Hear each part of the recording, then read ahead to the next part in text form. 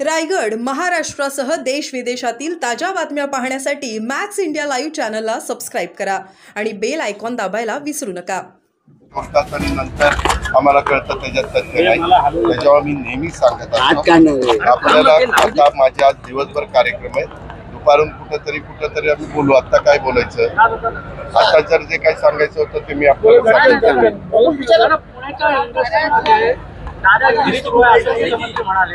कधी कुठला ह्याच्या संदर्भामध्ये महाराष्ट्रात कुठेही दादागिरी त्या ठिकाणी आम्ही खपून घेत नाही। पुण्यातल्या दोन्ही सीपी, पुणे पिंपरी चिंचवड आणि पुणे ग्रामीणचे एसपी त्यांना स्पष्टपणे सूचना दिलेल्या आहेत, कुठल्याही पक्षाशी संबंधित असणारे इंडस्ट्रीवाल्यांना जर त्रास देत असतील, काही तिथं अडचणी निर्माण करत असतील तर त्यांच्यावर केसेस दाखल करा, कारवाई करा। 3-4 वेळेला केसेस दाखल करून पण त्यांनी ऐकलं नाही तर त्यांच्यावर मकोका लावा, इथपर्यंतच्या स्पष्ट सूचना तिथं असतात। दर आठवड्याला मी पुण्यामध्ये असतो, आम्ही सकाळी 6ला कामाला वेगवेगळ्या व्हिजिट तिथं करत असतो, हे पण आपण सगळेजण पाहता। तुमच्यातले तिथले पत्रकार पण आमच्याबरोबर असतात।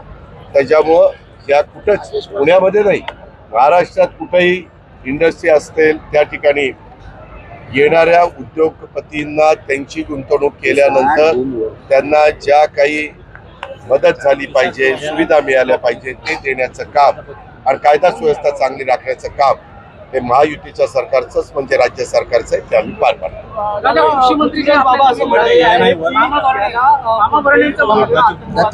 काय सनातन आतंकवाद किंवा हिंदू आतंकवाद म्हणा असं पृथ्वीराज दादा म्हणाले, काय आतंकवादाला सनातन आतंकवाद किंवा हिंदू आतंकवाद म्हणा असं पृथ्वीराज बाबा म्हणाले। हो का, आपण इतर जोड कोण काय म्हणताय, आज ते आमदार पण नाही, आज कुठेही ते लोकप्रतिनिधी नाही।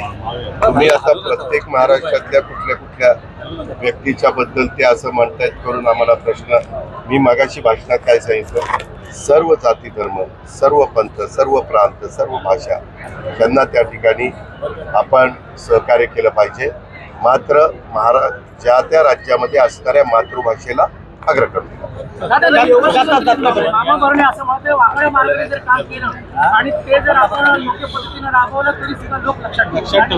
तुम्हाला एक काय झालं, तो कृषी मंत्री व्हायच्या आधी त्यांनी तिथं अधिकाऱ्यांची बैठक घेतलेली होती, त्याच्यामध्ये ते वक्तव्य आपल्याला मी सांगतो।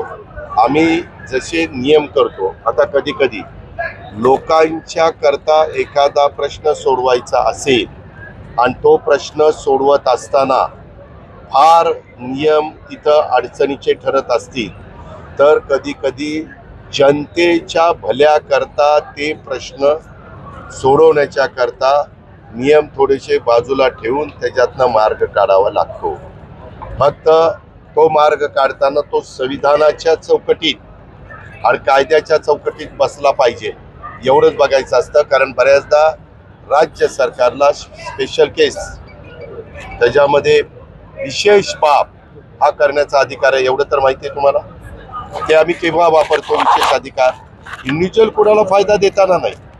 जर तिथल्या काही प्रश्नाची सोडवणूक करत असताना तिथं आम्हाला तो वापरावा लागला किंवा मुख्यमंत्र्यांना किंवा इतर सहकाऱ्यांना वापरायला लागला तर तो वापरला जातो। मराठी भाषा अशी आहे, त्याच्यातनं अर्थ काढावा असा काढला जातो।